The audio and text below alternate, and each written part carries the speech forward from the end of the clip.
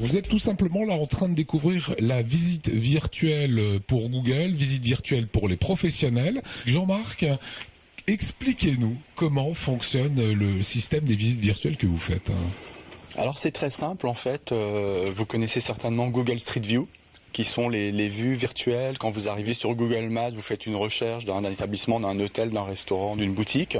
Vous arrivez sur la carte.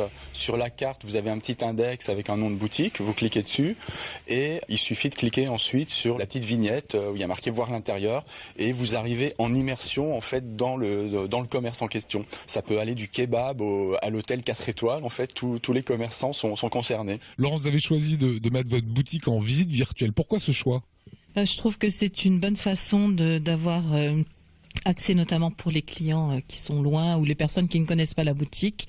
On a vraiment une vue d'ensemble à 360 degrés. Donc les articles sont mis en avant. Il y a quelques photos plus précises. Il faut vivre avec son temps. L'internet, c'est quand même maintenant une belle ouverture, une belle opportunité. Moi, j'ai des clients qui sont venus du Brésil grâce à ça. Donc voilà. Et vous avez des retours ?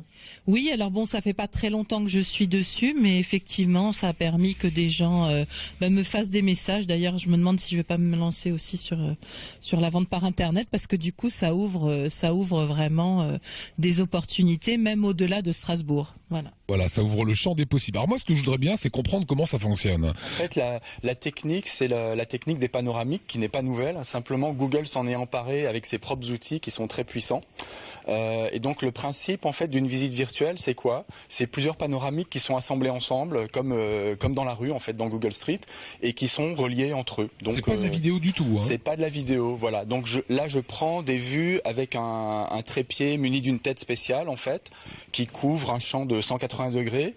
Et donc on fait 4 vues dans les 4 directions qui sont ensuite assemblées.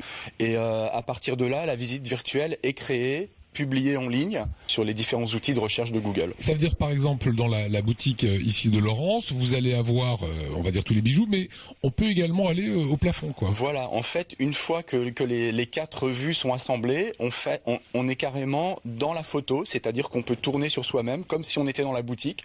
On peut voir à droite, à gauche, en bas, en haut. On peut zoomer. Et c'est vraiment très intéressant parce que des gens qui ne connaissent pas la boutique peuvent voir qu'on peut trouver un tas de petits articles pas trop chers, etc. Et du coup, les gens viennent après voir parce que ils vont se dire, bah tiens, il y a un tas de choses intéressantes, là, je vais pouvoir venir. C'est un outil de promotion publicitaire qui fait appel à vous. C'est très très varié en fait. Comme je disais, ça va du kebab à l'hôtel 4 étoiles. Ce sont des commerçants.